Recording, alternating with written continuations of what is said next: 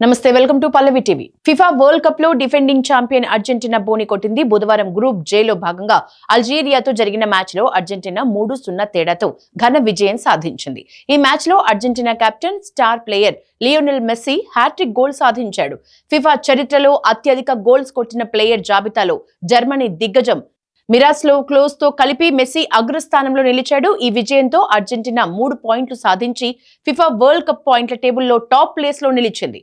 అయితే title favourites లో ఒకటైన అర్జెంటీనా తమ తొలి మ్యాచ్ ని అల్జీరియాతో ఆడింది. మ్యాచ్ మొదలైనప్పటి నుంచే హైపర్ యాక్టివ్ గా కనిపించిన మెస్సీ చిరుతలా పరుగెత్తాడు. ఆట ప్రారంభమైన 17వ నిమిషంలోనే మెస్సీ మ్యాజిక్ మొదలైంది. మొదటి గోల్ కొట్టి అర్జెంటీనాకు లీడ్ అందించాడు.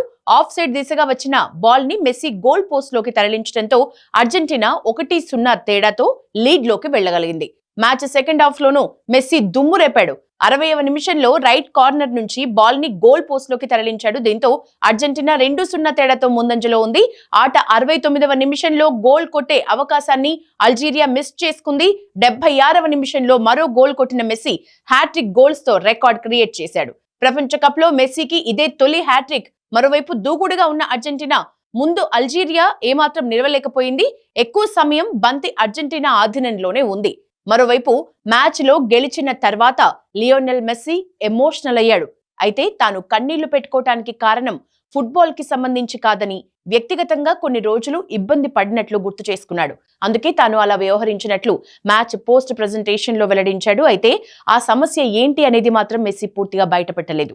అల్జీరియాతో జరిగిన మ్యాచ్ లో పలు రికార్డ్స్ ని మెస్సీ నమోదు చేశాడు.